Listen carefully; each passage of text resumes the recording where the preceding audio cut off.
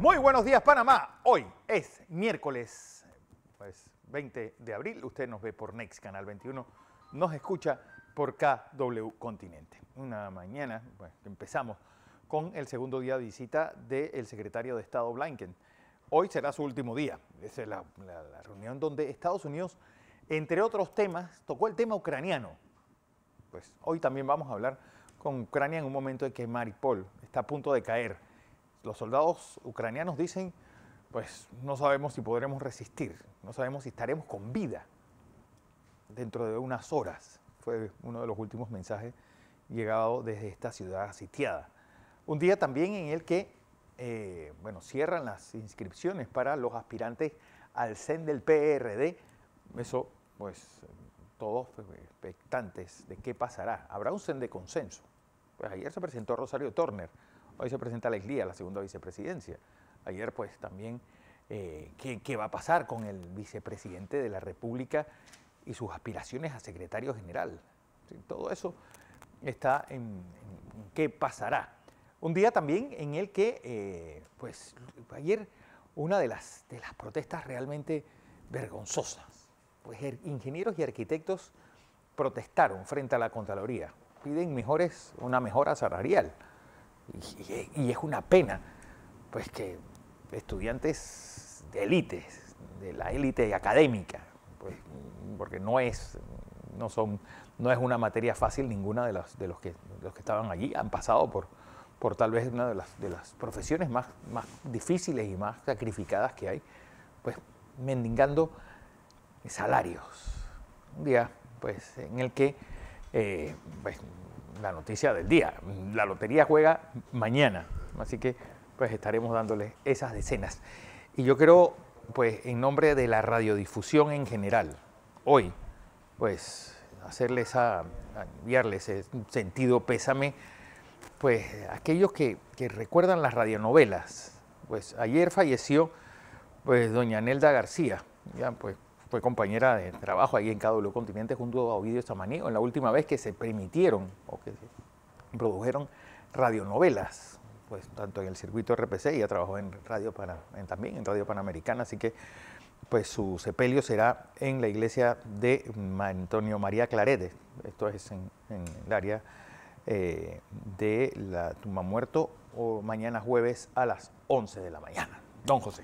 Buenos días, Fernando. Buenos días. Buenos días a toda nuestra audiencia que nos sigue en KW Continente Radio y en Canal 21 Next TV. Aquí estamos. Aquí estamos. Como todos los días, para brindarle las noticias, usted pueda tener sus análisis, nosotros les informamos. Usted decide.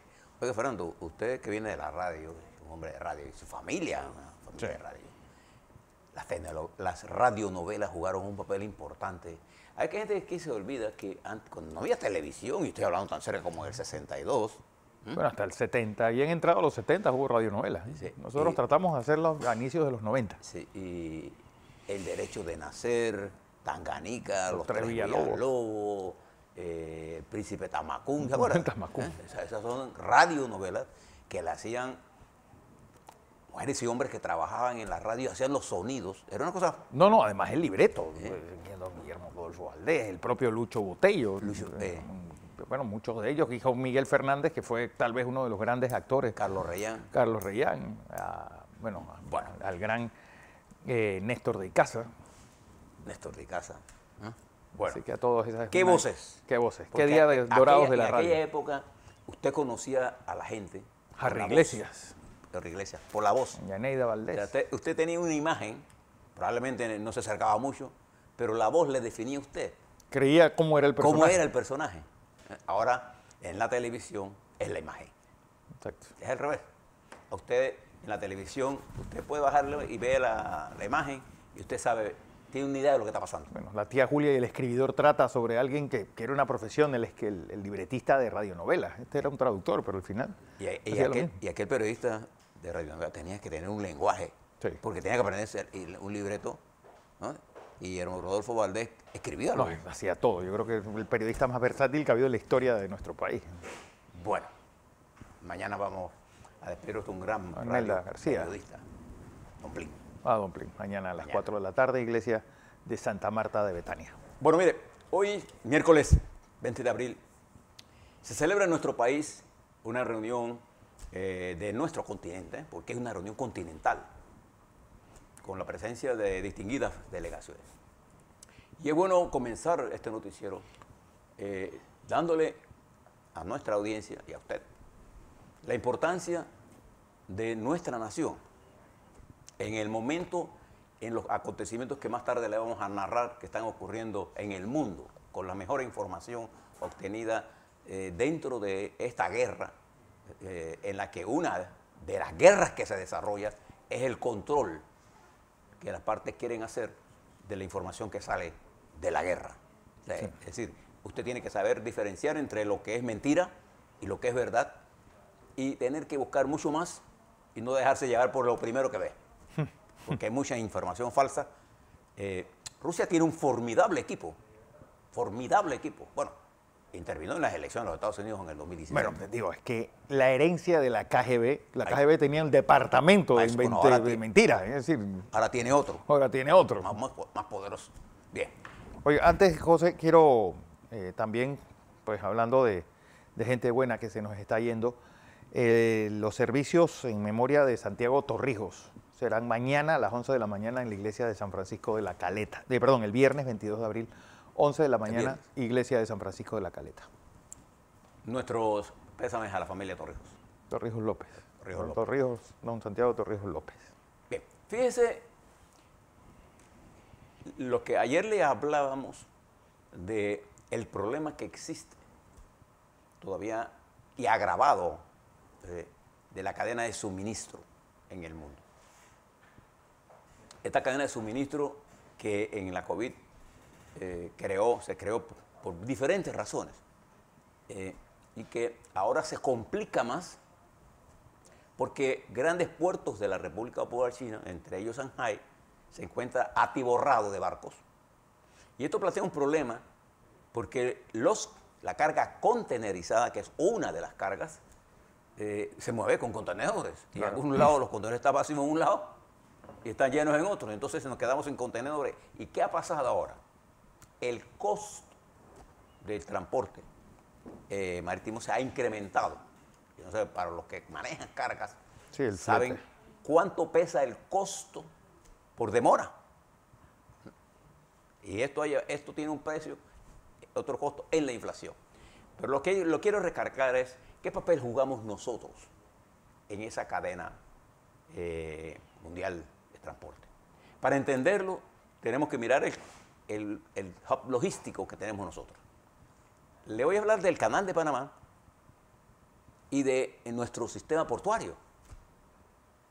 En medio de la pandemia, con un problema de atosigamiento y de obstrucción por diferentes razones del tráfico marítimo, mire lo que ocurría en Panamá.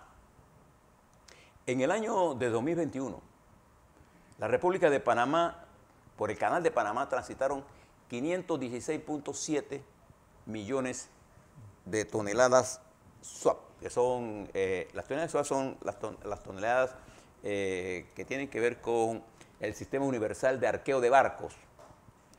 Nosotros tuvimos un incremento de 8,5% en el 21 con respecto al 20 y de 10% con respecto al 19 en movimiento por toneladas por el Canal de Panamá.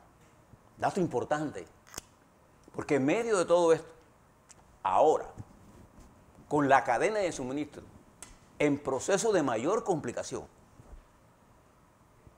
porque ahora hay producción de mercancías, pero no se puede mover la carga contenerizada o otro tipo de carga. Y tres cosas importantes pasaron también por el canal en ese periodo. El gas natural.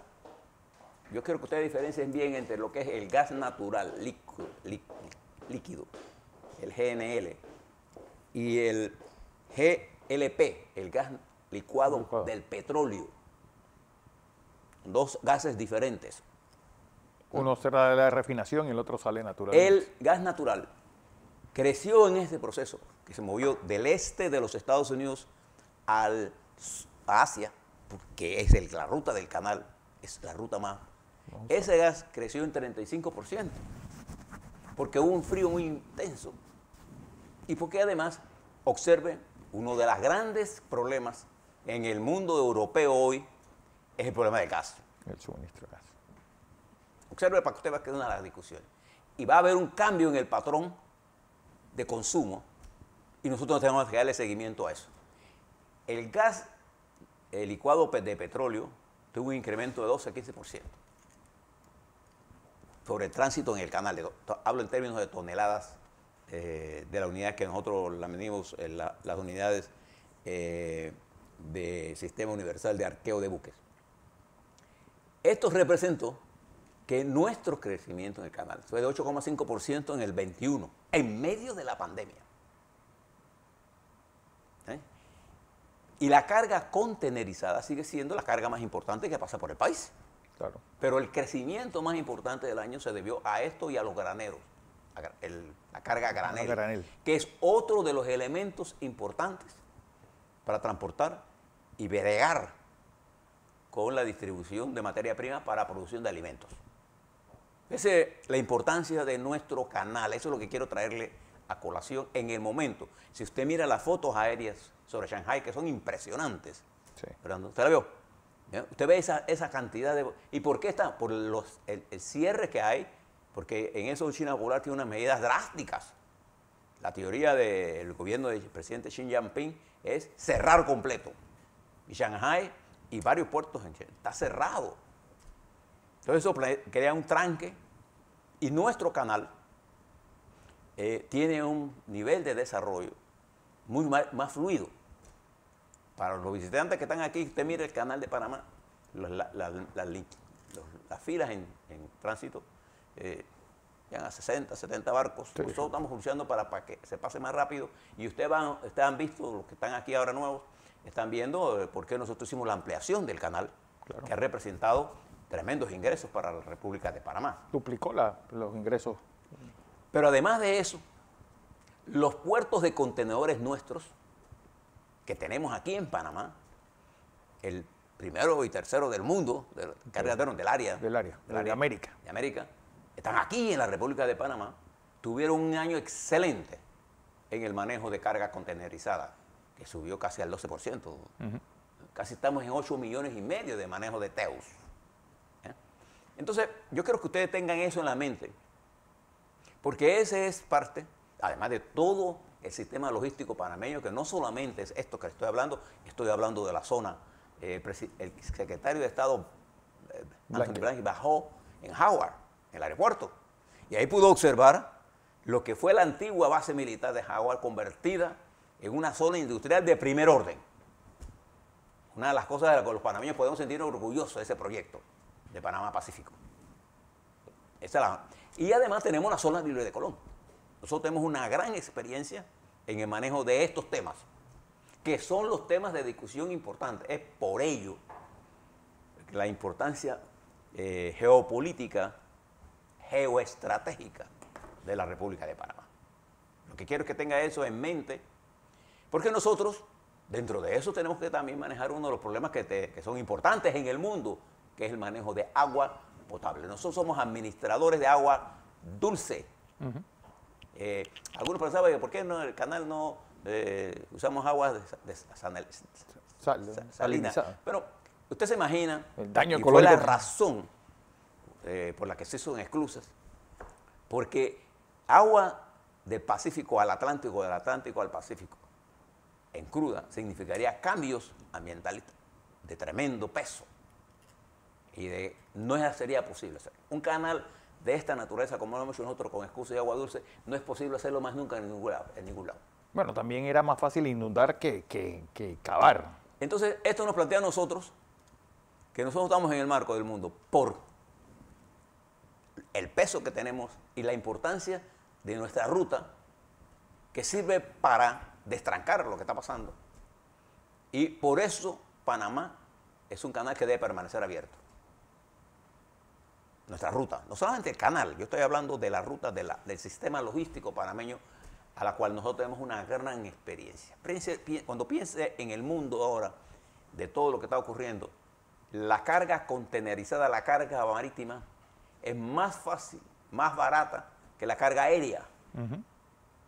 Por eso, el control de los mares es lo que está en juego en toda esta guerra. ¿Cuál es? Cuando usted mira el concepto imperial del señor Putin, de hablar de aquella Rusia imperial, de que Ucrania debe estar sometida. Ucrania no es parte histórica, ha tenido eventos históricos importantes, traumáticos diría yo, con Rusia. Pero Kiev es anterior a Moscú. Sí. Entonces, su interés, fíjese, que se encuentra en Donbass y en el control de Crimea y de el puerto de la Mariupol. No, y Mariupol, que es la salida al mar de Azov. Y eso es lo que está en juego. Sí, y la fíjese frontera que surucraniana. una parte importante de la guerra de Putin en Siria, usted se preguntaría, bueno, ¿y qué hace este caballero allá? Porque Siria es un importante productor de petróleo y de gas natural. Y el paso obligado al Y allí, Mediterráneo. la destrucción de Siria era importante para él, para mantener el control del gas natural y el petróleo a Europa. Y eso lo logró. Por eso que ahora Europa está discutiendo si realmente, y particularmente Alemania, si realmente le convino 30 años de dependencia Del gas ruso. del gas ruso.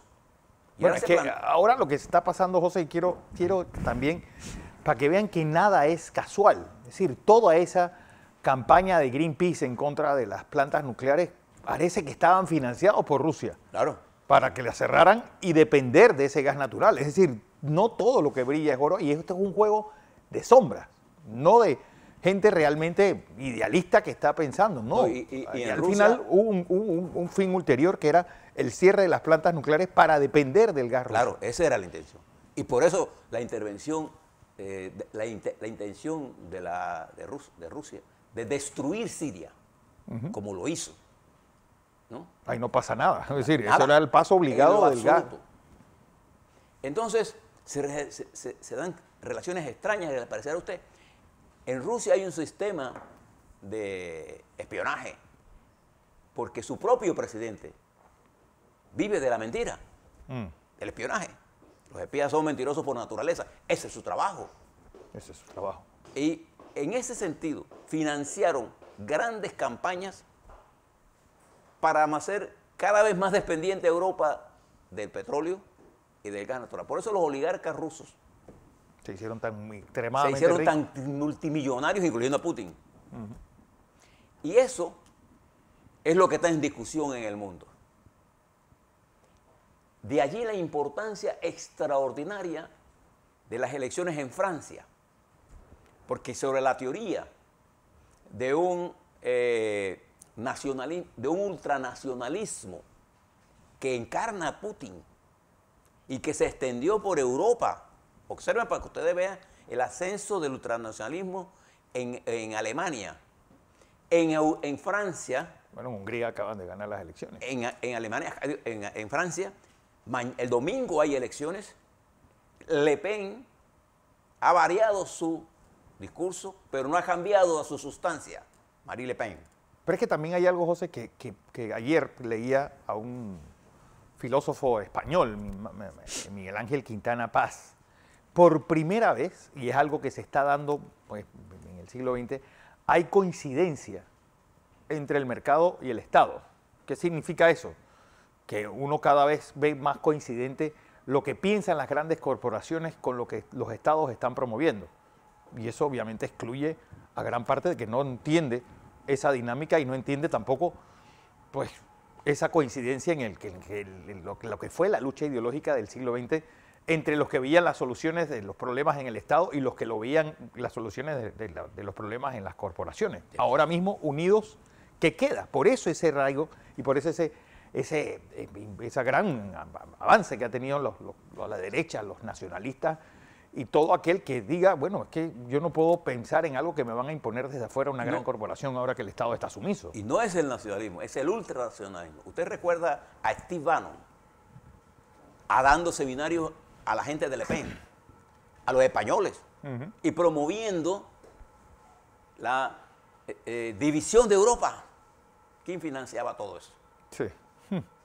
Usted recuerda a la administración Trump en un avance enorme hacia dejar a Europa sola, salirse de Asia y volver a América nuestra. Ese ultranacionalismo, entre comillas, generó en Putin la conclusión de que este era el momento de tomarse a Ucrania. Porque le interesa a los ucranianos, no. A él le importa un bledo con los ucranianos. Él lo que le importa es la posición geográfica y los recursos de Ucrania para mantener a Europa dependiente de eso. Entonces, ¿qué ha planteado ahora? Se ha planteado una nueva guerra. No es la guerra de Putin la que está en discusión nada más. No es si Putin o no puede tomarse a Ucrania. Putin puede tomarse a Ucrania 7.000 veces. Pero ha creado una nueva correlación de fuerza que plantea desde los acuerdos que se tomaron en el 77 con las privatizaciones, que a nosotros nos llegaron aquí En el 91, con el consenso de Washington. Bueno, comenzó en el 70 todo este proceso, pero el consenso de Washington de los años 90, que nos obligó a las privatizaciones de nuestros sectores eléctricos y nuestros sectores empresariales, y que como consecuencia trajo todo este proceso de liberalización y que hizo que los Estados Unidos movieran sus empresas hacia los países con más bajos niveles de costos laborales. Esto hizo a los Estados Unidos dependientes de suministro de China y dependiente de suministro, Europa dependiente de gas natural y petróleo. Ahora viene un replanteamiento a lo contrario. ¿Qué quiere decir a lo contrario? Los Estados Unidos ahora busca reposicionar sus empresas de China y Rusia. ¿Hacia dónde? Hacia América. Y viene la lucha por América, por eso estamos reunidos aquí hoy. Yo lo único que le digo a los Estados Unidos es que para poder entrar en este juego nuevo, tienes que tener una estrategia de desarrollo para la región. Sí, que los han fracasado en todas veces, cada vez que lo han tratado de hacer. Tiene que tener una estrategia sostenida. Y allí Panamá juega un papel fundamental. Por eso le estamos trayendo todo esto para no nos detengamos nada más en el detalle de Ucrania. Es horrible lo que está pasando en Ucrania, sin duda alguna. Pero esa implacable destrucción de Putin, con su ideología ultraderechista nacionalista, sufrirá un revés importante si pierde Francia, si pierde Le Pen en Francia. Si gana, tendrá un efecto importante para él como lo fue en Hungría. No te engañen en esto. Eso es lo que está en juego en Francia hoy. Lo que está en juego en nuestro continente ahora. Usted ve, por ejemplo, si usted ve la televisión de Maduro, de Telesur, ayer había un análisis de un pseudo marxista explicando por qué era correcta la guerra de Putin en Ucrania. Hay que tener poco materia gris para tratar de explicar el genocidio que se está cometiendo en un país y darle legitimidad a una acción de esa naturaleza. Y entonces él dice que a nosotros nos conviene, América, terminar con la hegemonía de los Estados Unidos y de Europa para sustituirla por un régimen más progresista. ¿Te le suena la palabra? Estos regímenes progresistas de América Latina, ¿cuáles son nuestros regímenes progresistas? A ver, ¿cuál es la herencia de ese progresismo o socialismo siglo XX que ha dejado en nuestro continente? Mírelo, como sin tapujos. ¿Es Venezuela un ejemplo del desarrollo nacional, la integración de los países? La diáspora venezolana, es decir, la salida de 6 millones de venezolanos, la pobreza de ese país, la destrucción que ha hecho ese Maduro, la gente presa, maltratada. Hoy Venezuela es más pobre que nunca. Sí. ¿Cuál es la herencia de los Castros en Cuba? ¿Cuál es la revolución que se ha producido en Cuba? Dígame, ¿cuál es? ¿Qué es lo que está pasando en Nicaragua? Entonces sí saben la necesidad de cambios en nuestra región. Sí hay necesidad de cambios. Eso es lo que tienen que entender los Estados Unidos. Los Estados Unidos no pueden mantenerse en la creencia de que las élites son las que mantienen esto, no. Nosotros necesitamos más democracia, más libertad, más desarrollo, pero cambios fundamentales. Entonces esto es lo que usted, cuando usted vea las noticias, le sugerimos que usted haga una interpretación global para que usted llegue a la particular y no caigamos en la trampa de que la historia es la narración de cosas La historia tiene que ser concatenada con lo que está pasando en el mundo. Entonces, aquí hay cosas importantes. El papel de China en esto.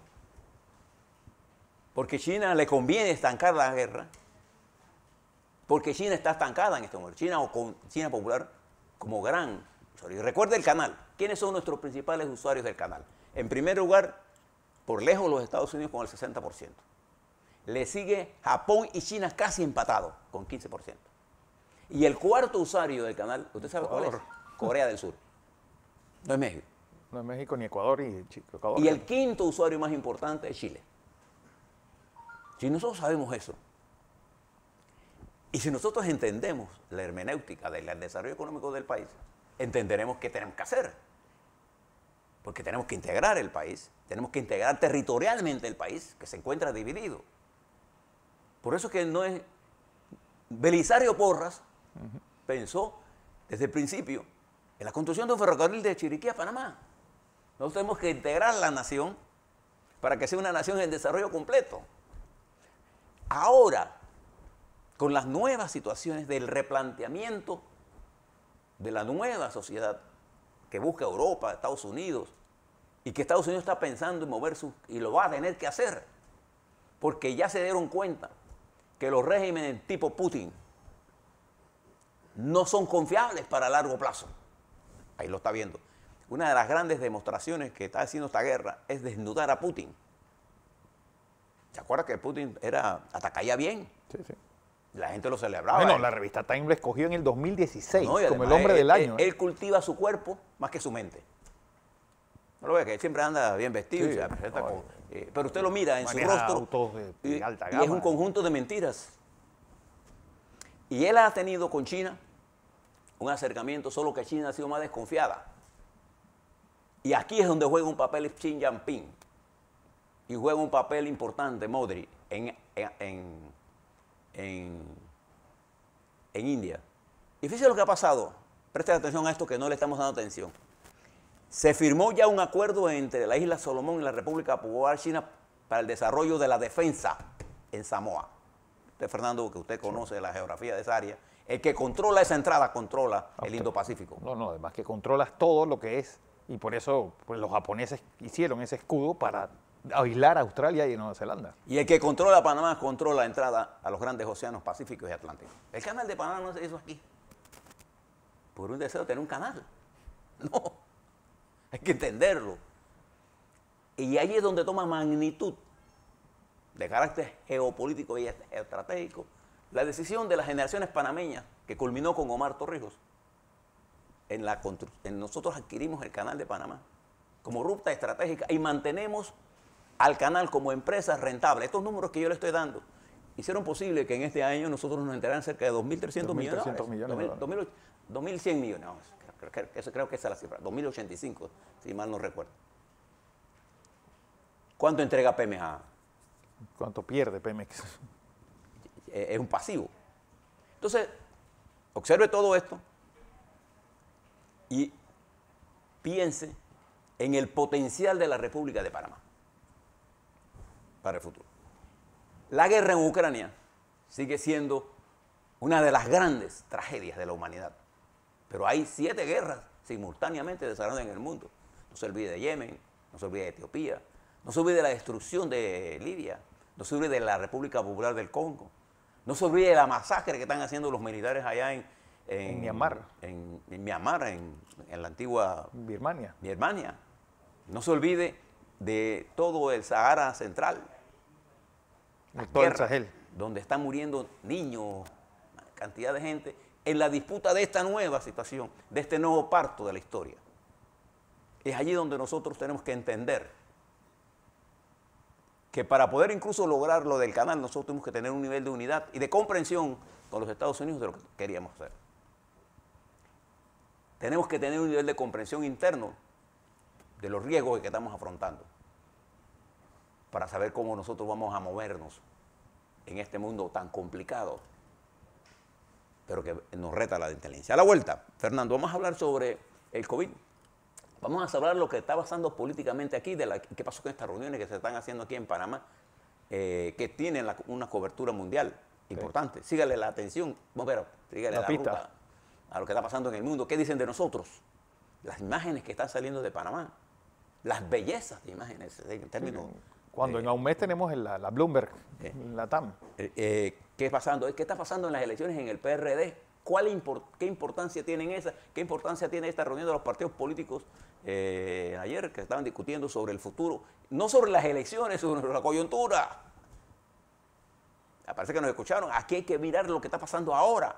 Sí, las elecciones las podemos resolver. De forma excluyente yo creo que no llega a nada. Pero tenemos que volver, pero tenemos que empezar. Sí. El problema es que no estamos comenzando. O empezando y ese papel importante lo tiene que jugar el Partido Revolucionario Democrático también. Exacto. Tiene que salirse de la concha donde está para entrar al debate nacional con fuerza y entonces ya tendremos otro país. Cuando todos los partidos estén en el debate, tendremos otro país, porque tendremos también fuerzas independientes. Pero las fuerzas independientes, como están manejadas ahora, no van a llegar a ningún lado, créamelo.